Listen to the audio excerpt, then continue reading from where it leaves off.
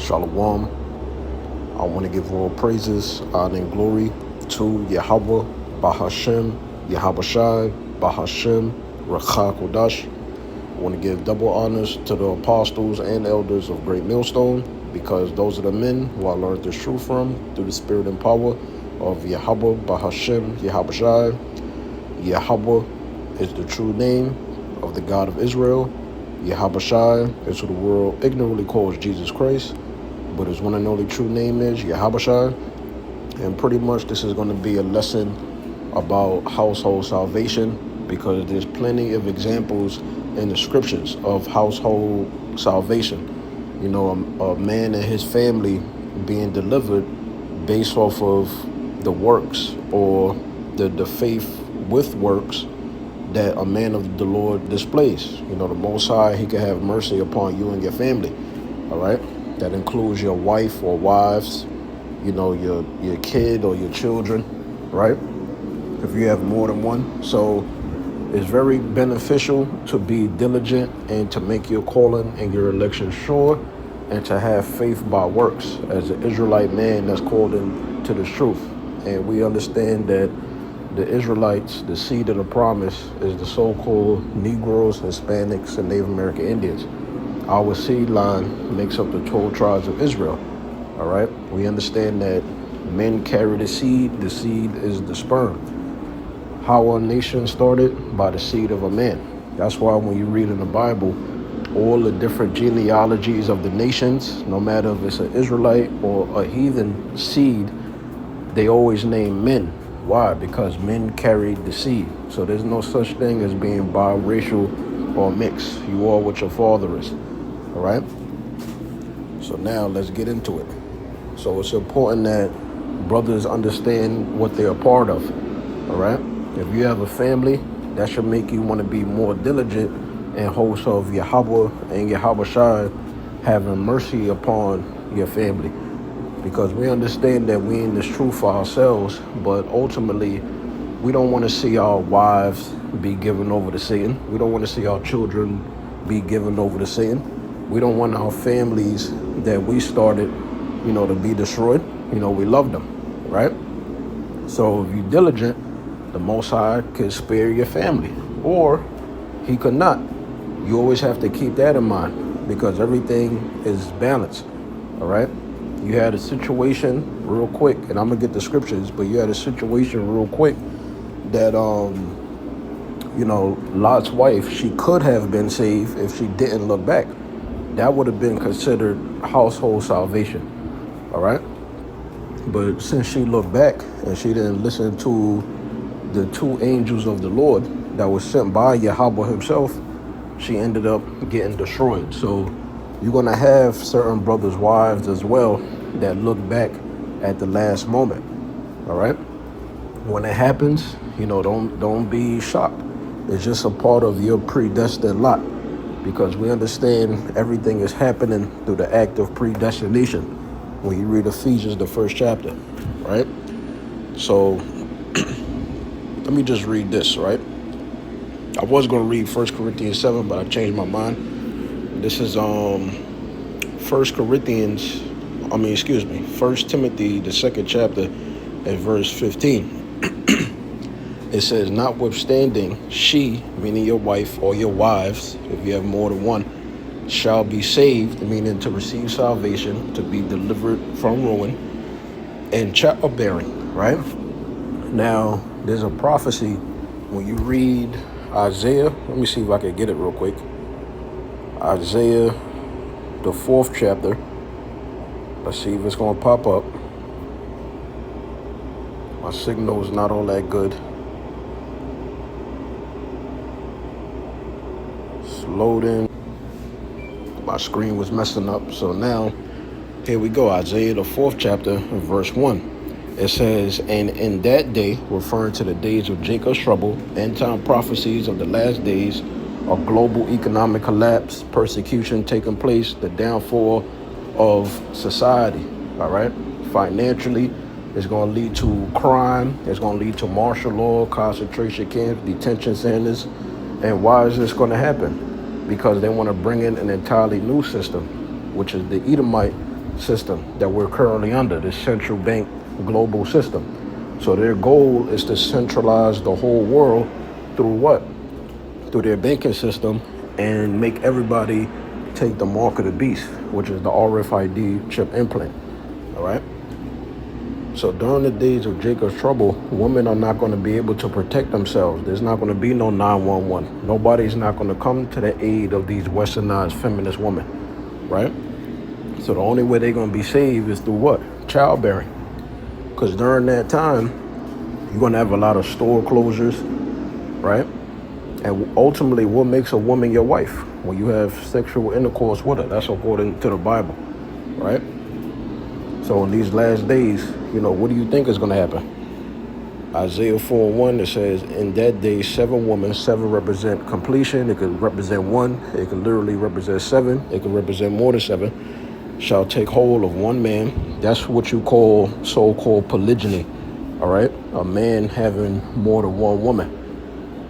It says, we will eat our own bread and wear our own apparel. Only let us be called by thy name to take away thy reproach. Now, let's see if they have the MSG version, all right? Because that's really what I want to focus on. I don't see it here. This is the MSG version. This is Isaiah 4:1. That will be the day when 7 women will gang up on 1 man. Meaning what? They're not going to be jealous of each other. The way how they was raised according to this Western society, they're not going to have that polluted, deceived mindset anymore. They're going to have the mindset of survival. Oh, there's no need for me to be jealous of this woman. We all need the same thing. And then they're going to understand from their past experiences, no matter how many men they left or men that left them, because the man cheated or he was just too stressed out. She was uncontrollable, right? She had westernized feminist tendencies and characteristics about herself. They got to realize, look, we're not going to mess this opportunity up. We all need to share this man because life taught us that that's in their nature to want more than 1 woman, all right? So they're going to gang up on 1 man saying we'll take care of ourselves, get our own food and clothes, just give us a child, make us pregnant so we'll have something to live for, all right? Because that's their purpose. So now the scripture is saying what? 1 Timothy 2:15, notwithstanding, she shall be saved in childbearing, all right? So you have a lot of brothers, they had like their first, child recently, or some of them, they had their second child, right? This is all the spirit that's happening. Because more than likely, that woman that gave you your first child or the woman that you currently with, she could possibly be a part of the elect along with you, all right? So a lot of these women, they're going to get saved through the act of what? Childbearing. Also to what? Repopulate the kingdom of heaven on earth. So that the rest of the nation that's destroyed, 2/3 of the nation of Israel, that's prophesied to be destroyed in the lake of fire, they could come back through the seed of the elect man, through the act of sex with his elect woman, right? And them children be born into the new covenant, as it says in Ezekiel the 37th chapter and Hebrews the 8th chapter, all right? So a lot of these women that get pregnant during the days of Jacob's trouble, right? They're going to end up being delivered. You're going to have harlots that's going to repent. That's in Matthew the 21st chapter. Because what does it say in Amos the 7th chapter and verse 17? Thy wife shall be a harlot in the city.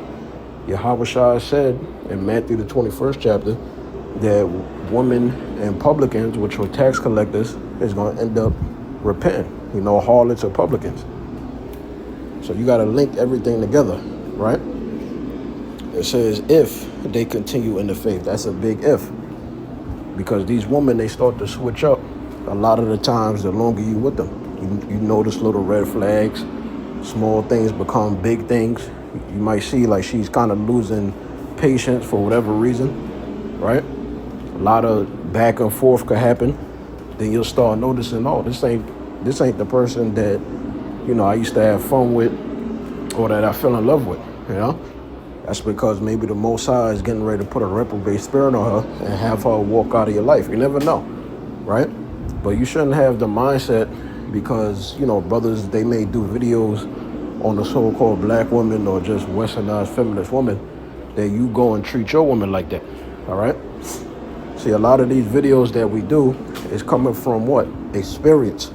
We're not saying every woman falls into the categories of the videos that we do as great millstone, but we're saying the majority of women, that's how they act. All right? So you got to be careful who you have kids with and who you having sex with, raw. All right? But if she's a good woman, she pleased to dwell with you, she shows it through her actions that she's a good, qualified wife, because you got to vet her, right?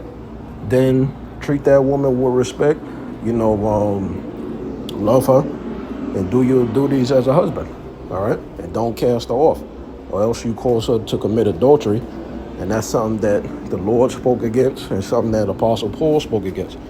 It says if, so that's a big if, you don't know if your woman is going to continue with you to the very end, but you hope that the Lord keep the spirit on her to stay with you and keep treating you right, being an asset to you, right? Being a helpmate, aiding you in a time of emotional distress. It says, if they continue in the faith and charity and holiness with sobriety. Now, when you go into this word sobriety, right, it's the Greek word for it. Strong's G 4997, sophrasune. Sophrasune, right? It says soundness of mind, right?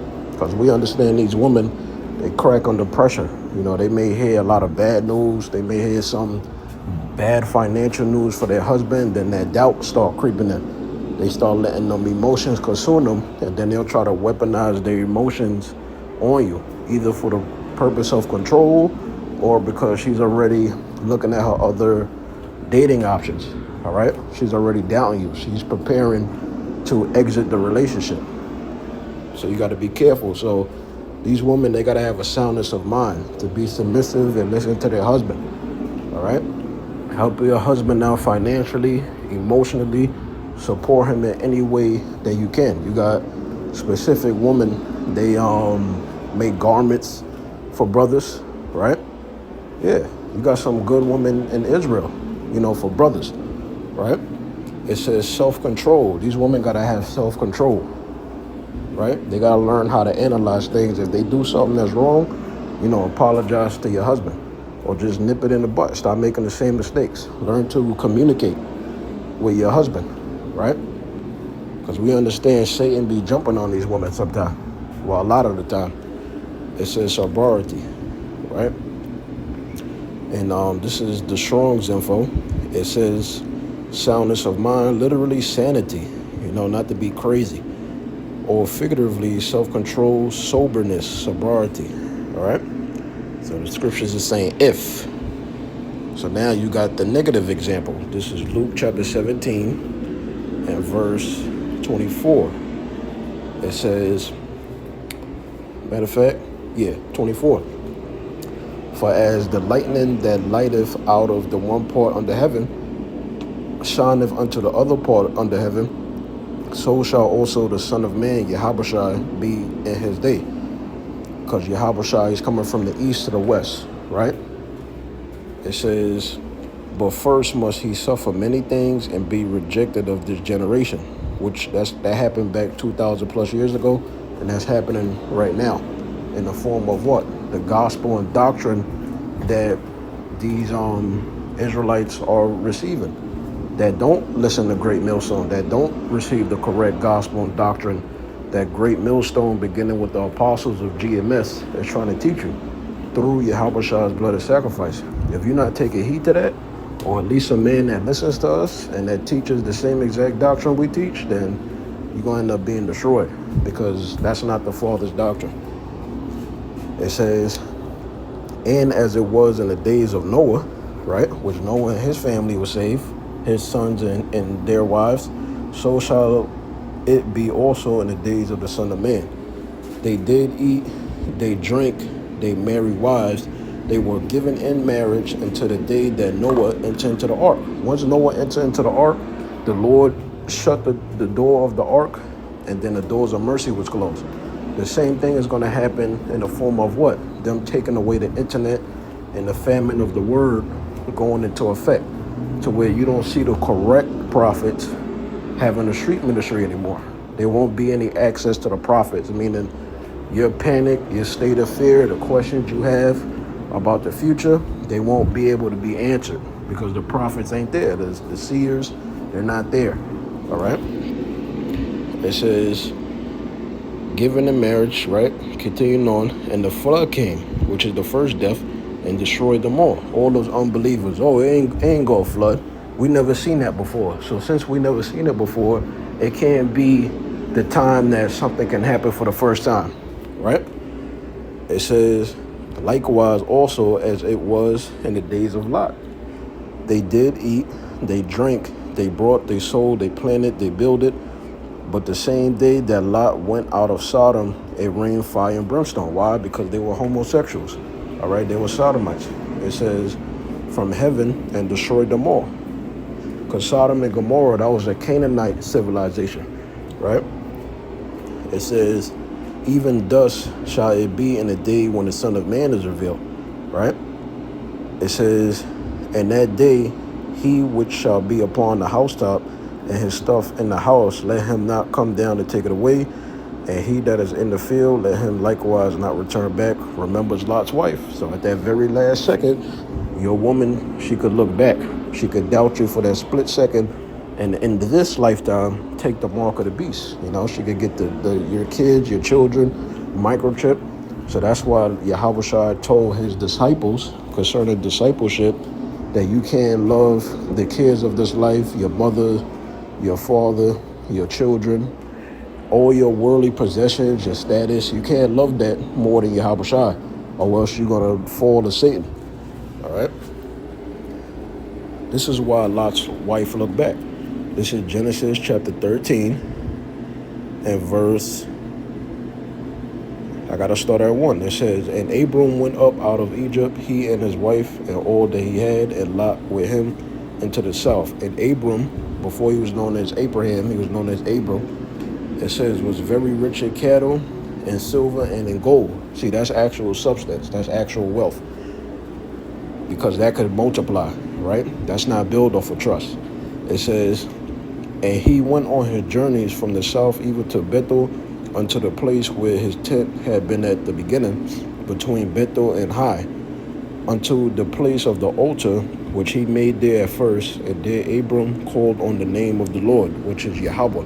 Whenever you see the word Lord in caps, that's the name Yahweh. That's the YHWH, Yahweh. You got to add them A's and then, all right? Goes on to say, and Lot also, which went with Abram, had flocks. So the same things what it listed Abraham for, all right, all his substance, all his wealth, it said Lot also. So Lot was rich. This is why Lot's wife looked back, because she saw that or heard that fire and brimstone, you know, destroying Sodom and Gomorrah, and she started thinking about all her wealth, all her substance that's being burnt behind her. So she had that split moment of doubt, because you just pretty much, you know, running down to the field. You being delivered, but now you down. Like, oh man, what are we gonna do now pretty much? Or damn, all that hard work, you know, all that livestock, all that gold, all that silver is up in flames. And then she looked back when she was told not to look back. So you can equate it to these women that love their careers more than their husband, right? They'll listen to everybody else except for their husband. It says, and Lot also, which went with Abram, had flocks and herds and tents, and the land was not able to bear them because they were both rich. They had a large surplus of livestock and gold and silver. Men under them, right? That they might dwell together, for their substance was great. They were wealthy. All right, this is why she looked back, so that they could not dwell together. All right, so that's pretty much the point. Here's another example of household salvation. This is on 1 Corinthians 1, and I'll just get to the point, 16. It says, and I baptized also the household of Stephanas, besides I know not whether I baptize any other, right? So this whole household of Stephanas, right, or Stephanas, I'm probably pronouncing it wrong, but they were baptized, meaning what? They received the wisdom, knowledge, and understanding of the gospel. Meaning what? His household was made wise unto salvation. All right? So that's household salvation. Oh, matter of fact, yeah, I read that. Household. Matter of fact, let me just go into the word real quick. Let's get it. Household. Household. It's the Greek word for it.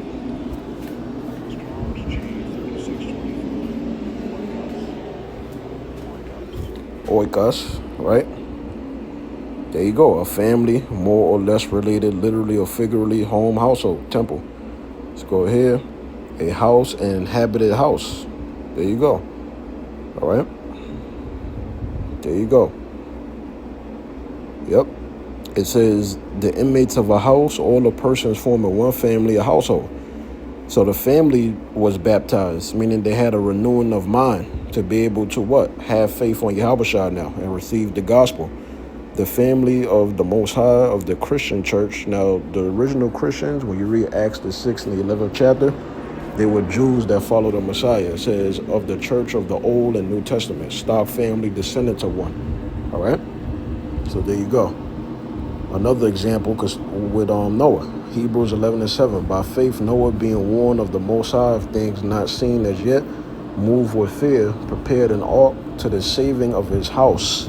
All right, the saving of his house, meaning what? His 3 children, their wives, right?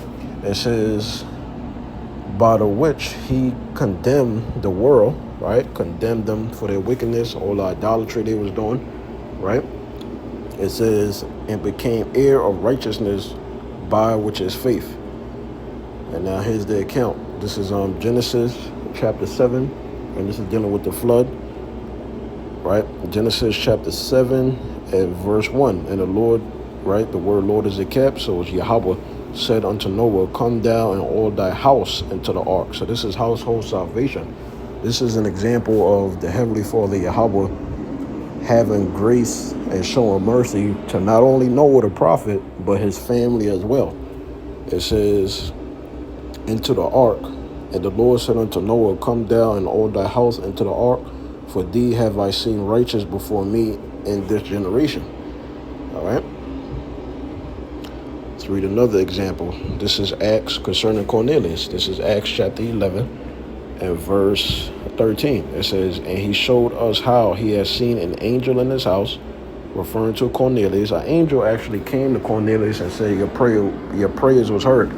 Now, when you read in the book of Tobit in the Apocrypha is a part of the Old Testament.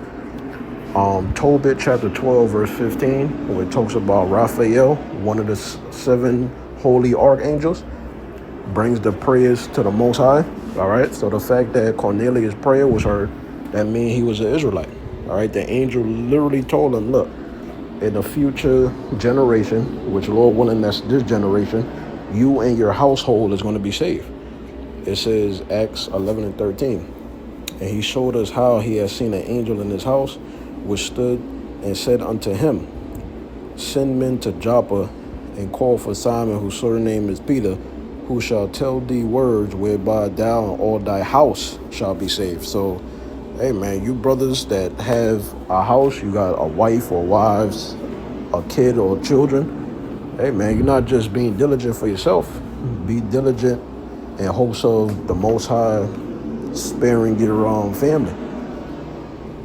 Here's another example of household salvation. Acts 16:31, concerning the Philippian jailer, right?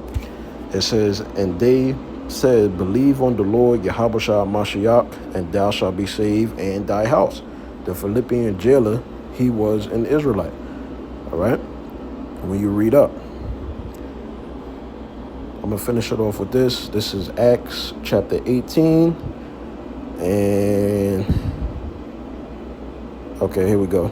It says, and Crispus, Acts 18 and 8, and Crispus, the chief ruler of the synagogue, believed on the Lord. Now, who's Crispus? That's actually going to it. Or Crispos, right? It says, the ruler of the Jewish synagogue in Corinth, baptized by Paul. So this was a man that learned from Paul of his nationality. He repented from that Gentile state of mind because he comes from the seed of the promise. He's an Israelite. So it's saying what?